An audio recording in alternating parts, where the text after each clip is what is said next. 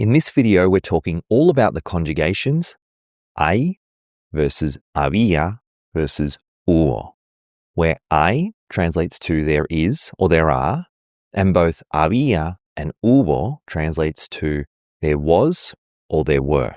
Now, if you've been learning Spanish for a while, you'll know that the present conjugation hay is reasonably straightforward, but the choice between the past conjugations había versus hubo is much harder. Now, on this channel, I recommend an approach to learning Spanish that aims to minimize something I call logic-based thinking. This is where a student uses a decision-making tool to figure out which word or grammatical structure to use in a sentence. And in most cases, the decision tool is not something that natives use. Instead, these tools are invented by teachers in classrooms to help simplify complex topics. Some examples might be for ser and estar, we use permanent and temporary, or the acronyms doctor and place. For the subjunctive, we use uncertainty or the acronym weirdo. And for the past tenses, we have the past simple as a one-time action and the past imperfect as an ongoing action. Now, if you ask a Spanish native if they've ever heard of these acronyms, most will say no. And for the record, I don't like these tools. They usually get in the way, they slow us down and make us less fluent when we try to speak Spanish because they require logic steps and additional processing time. Now, we're going to come back to this last one on the past tenses because it's relevant to today's topic. But before we jump into the exercises, I also need to say that sometimes we can't avoid these tools entirely. Natives can produce sentences using complex vocabulary or grammar intuitively because they've spent tens of thousands of hours with the language. But you, as a student of Spanish, may have only spent a few hundred hours. So it's okay sometimes to use a logic tool to help you guess which word or past tense to use if you haven't got an intuitive feel yet. But the long-term goal should be to develop your intuition so that you can produce Spanish sentences quickly without too much thinking. And something I aim to do as a Spanish teacher is to give you alternative ways to approach these tricky topics to help you get an intuitive feel faster. So with all of that said, let's start with the conjugation hay, which tends to be easier for students. So for example, there is a glass on the table. Hay un vaso en la mesa. There are many nice parks in my city. Hay muchos parques bonitos en mi ciudad. Now note for singular, there is a glass, hay un vaso, or the plural, there are many parks, hay muchos parques. We don't need to change hay. It stays the same for both singular and plural. Now another example, there's still time. Todavía hay tiempo. There's always traffic at this hour. Siempre hay tráfico a esta hora. There isn't any milk in the fridge. No hay leche en la nevera. Now note with these examples, the order at the start is often reversed from English. There's still versus todavía hay.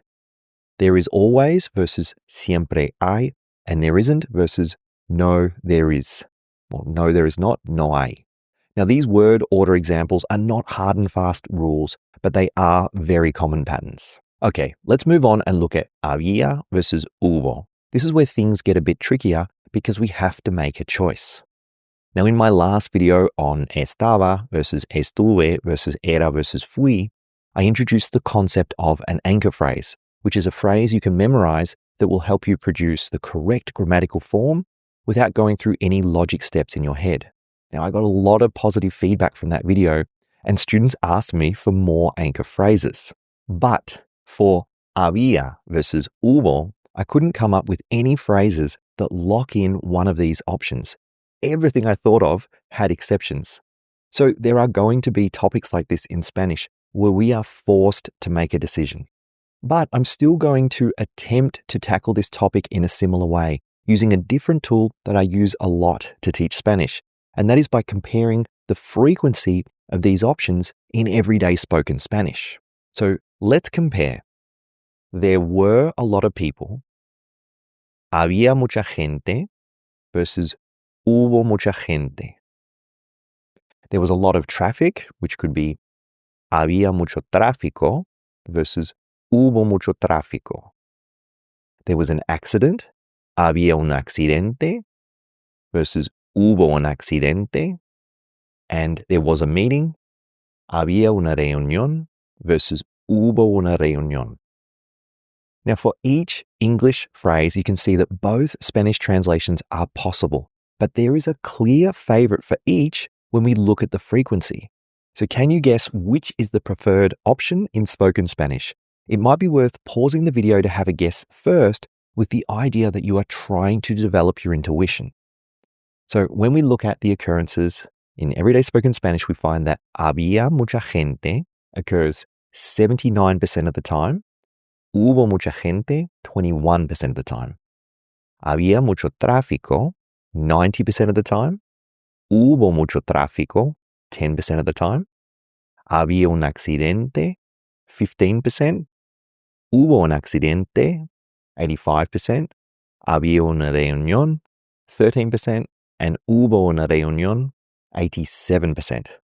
So if we want to take an approach that avoids logic and decision making, we could just say, había mucha gente, había mucho tráfico, hubo un accidente, and hubo una reunión.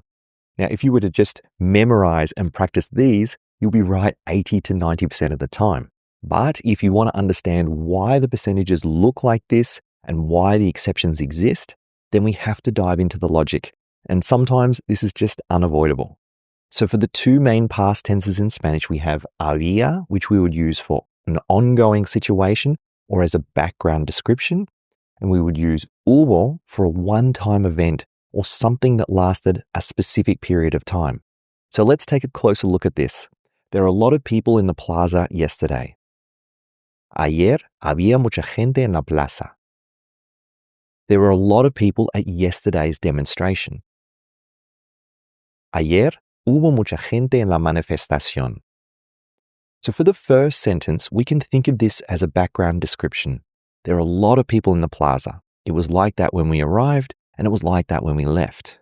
Whereas for the second sentence, it's almost like a news report. It's not the background, it's the main event. The people at the demonstration is the focus, and it has a very well-defined start and end time. Now, in general, the idea of a crowd of people is often used to describe a background for something else.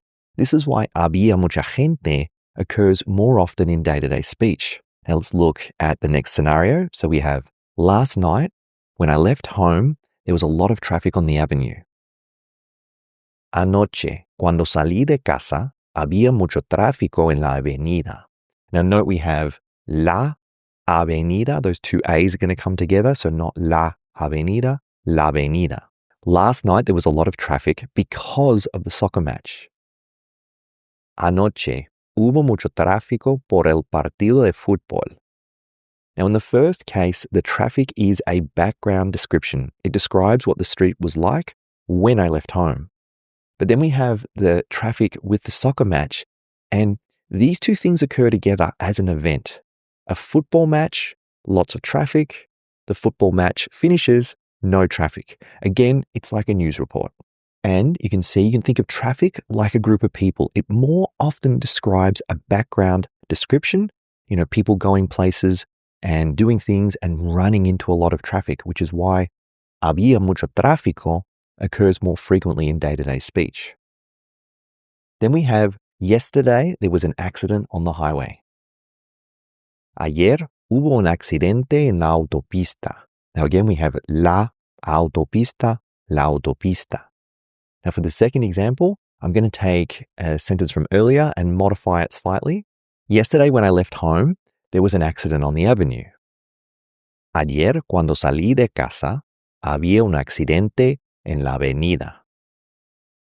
Now, unlike traffic or a group of people, an accident is usually the main event. We're often describing a very specific moment in time when the accident happens. This is why hubo un accidente is more common in spoken Spanish. But we can use an accident as a background description. You can imagine the person leaves their house and in the street, there is the aftermath of a car accident. Maybe a fire truck and some police cars are around helping to clear the road.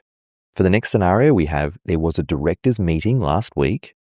La semana pasada hubo una reunión de directores. I arrived at the office and there was a meeting on my floor. Llegué a la oficina y había una reunión en mi piso. Now, in the first example, the meeting is the main event and the focus of the sentence. In the second example, the meeting provides a background description for the action of arriving at work. Now, for this situation, meetings in general aren't usually a background description. They often are the main event. That's why hubo una reunión is more common. Okay, moving on slightly. When I was looking at the frequency data, there were two nouns that were quite interesting. So we have, there was a party, había una fiesta, hubo una fiesta, there were problems. Había problemas, hubo problemas. Now, can you guess which of these is more likely to occur? And again, it's worth pausing to have a go first to try to develop that intuition. So we have había una fiesta, 58%, hubo una fiesta, 42%.